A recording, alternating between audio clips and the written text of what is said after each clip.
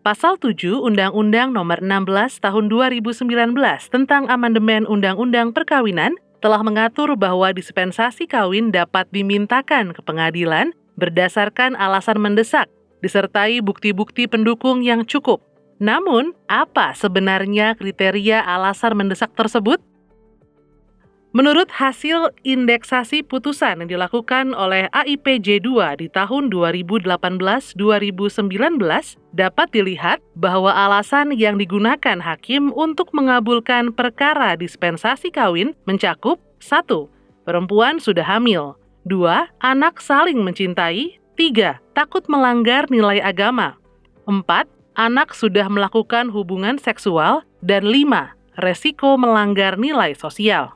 Apakah alasan-alasan ini adalah alasan yang mendesak? Mari kita simak 2 contoh berikut ini. Kasus pertama. AM merupakan anak perempuan berusia 15 tahun. Beberapa waktu lalu, ia sempat mengalami kekerasan seksual dari kakak kelas di sekolahnya, hingga mengakibatkan dirinya hamil. Orang tuanya memaksa AM untuk segera menikah dan mereka mengajukan permohonan dispensasi kawin ke pengadilan. Ada 2 pandangan hakim atas kasus AM.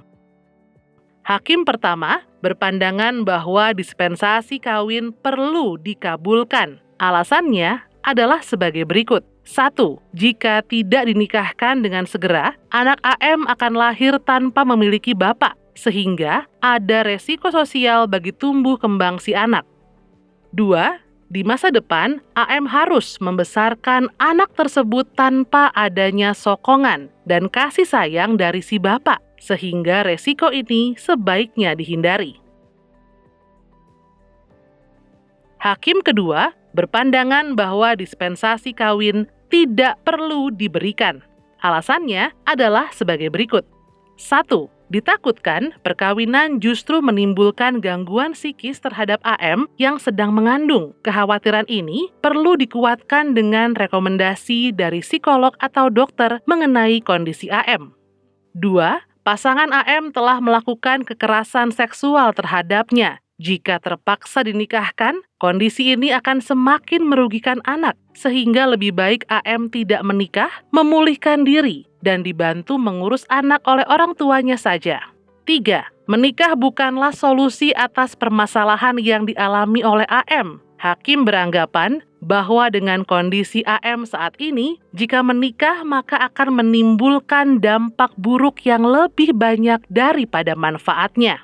Dampak tersebut diantaranya adanya trauma atau dampak psikologis yang dialami sebagai korban kekerasan seksual, ditambah beban psikologis yang muncul karena anak belum siap menjalani rumah tangga. Adanya potensi kekerasan berulang dari pasangan. Belum matangnya kesiapan anak untuk menghadapi rumah tangga dan mengurus anak bersama pasangannya, sehingga berpotensi menimbulkan penelantaran, salah asuhan terhadap anak yang dilahirkan tersebut. Potensi dampak buruk ke ekonomi, karena anak dan pasangan belum memiliki sumber penghasilan yang mandiri dan masih bergantung kepada orang tua, sehingga rentan terjerat kemiskinan. Potensi perceraian yang dapat dialami karena sama-sama belum memiliki kesiapan. Karena berdasarkan hasil riset analisis putusan oleh AIPJ2 bahwa 24% perkara perceraian pada tahun 2018 terjadi pada mereka yang menikah ketika masih anak-anak. Manakah pandangan hakim yang lebih tepat sesuai dengan alasan mendesak pada Undang-Undang Perkawinan? Dalam kasus AM, hakim kedua berhasil melihat alasan mendesak dengan perspektif kepentingan terbaik bagi anak karena 1. Perkawinan dengan pasangan yang pernah melakukan kekerasan terhadap AM tidak memberikan dampak baik bagi AM dan anak AM ke depannya, sehingga tidak tepat jika AM menikah dengan pasangannya yang diajukan ini. 2. Atas rekomendasi dari psikolog atau dokter terkait kondisi AM yang merupakan korban kekerasan seksual dan sedang mengandung, gangguan psikis yang dapat dialami dengan mengawinkan AM dapat bertambah dan merugikan AM. 3. Mengidentifikasi bahwa jika perkawinan dikabulkan, maka dapat menimbulkan lebih banyak kerugian daripada manfaat bagi AM ke depannya. 4. Melihat bahwa terdapat jalan atau solusi lain yang dapat dilakukan selain menikah, yaitu memastikan kondisi AM pulih terlebih dahulu dari kekerasan dan dampak kekerasan yang dialami. Kasus kedua, BG merupakan seorang anak perempuan berusia 14 tahun. Beberapa bulan lalu, ia berhubungan seksual dengan pacarnya dan dipergoki oleh keluarganya. Dengan terpaksa, untuk menghindari malu di masyarakat, keluarga BG mengajukan permohonan dispensasi kawin dengan alasan BG dan pacarnya saling mencintai, serta sudah melakukan hubungan seksual. Ada dua pandangan hakim atas kasus BG. Hakim pertama berpandangan bahwa dispensasi kawin tidak perlu diberikan. Alasannya adalah sebagai berikut. 1. Saling mencintai bukanlah alasan yang mendesak berdasarkan Undang-Undang Perkawinan. Karena alasan mendesak dapat diartikan sebagai ketika ada kondisi sangat terpaksa, tidak ada jalan lain, ataupun jika tidak dilakukan akan merugikan anak yang diajukan dispensasi perkawinan. 2. Terdapat kemungkinan BG dan pasangannya belum memahami gambaran dan konsekuensi dari perkawinan secara utuh. 3. Perkawinan bukan menjadi solusi atas BG dan pasangannya yang pernah berhubungan seksual, melainkan kondisi ini menunjukkan perlunya pendidikan atas kesehatan reproduksi dan resiko seks di luar nikah dari psikolog atau dokter. 4. Baik BG dan pasangannya masih menempuh jenjang pendidikan dan belum mampu menghidupi dirinya sendiri. 5. Tindakan BG memang melanggar norma sosial dan agama, sehingga dapat menimbulkan sanksi sosial terhadap BG dan keluarga, hingga memperoleh dosa. Namun, perlu dipahami bahwa dampak dari perkawinan yang dapat dialami BG lebih banyak menimbulkan dampak buruk ke depannya.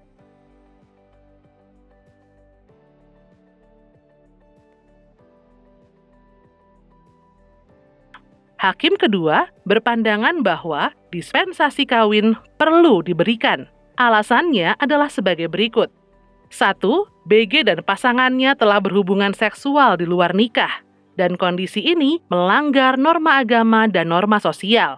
2. BG dan pasangannya saling mencintai, dan orang tua masing-masing pihak telah menunjukkan dukungan mereka terhadap perkawinan ini.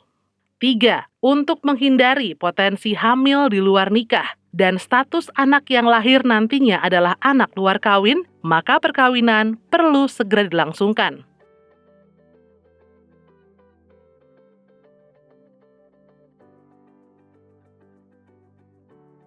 Manakah pandangan hakim yang lebih tepat sesuai dengan alasan mendesak pada Undang-Undang Perkawinan? Dalam kasus BG, hakim pertama berhasil mengidentifikasi alasan yang mendesak dengan mempertimbangkan kepentingan terbaik bagi anak karena 1.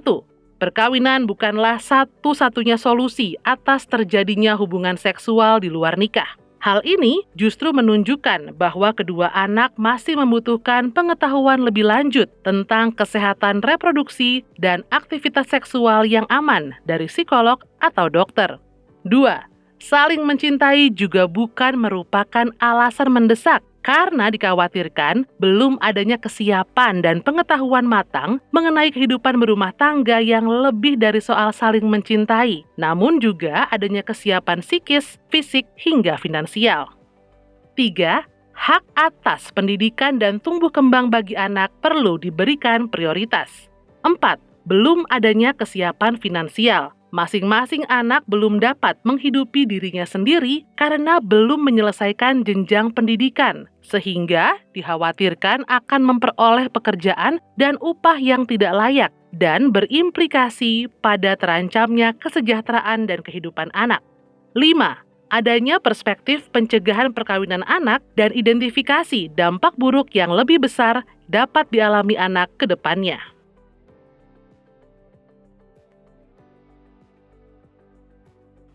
Dalam memutuskan permohonan dispensasi kawin, Hakim perlu menekankan prinsip pencegahan perkawinan anak, kepentingan terbaik bagi anak, dan pemenuhan hak anak. Ketiga prinsip tersebut dapat dikedepankan dengan menyampaikan pertanyaan sesuai dengan kategori berikut ini selama pemeriksaan untuk menggali alasan perkawinan.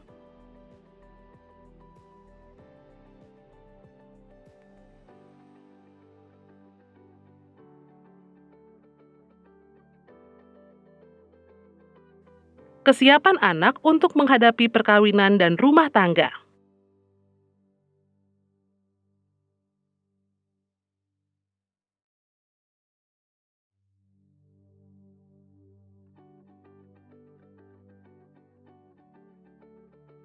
Resiko yang dapat dialami anak dalam perkawinan di bawah umur.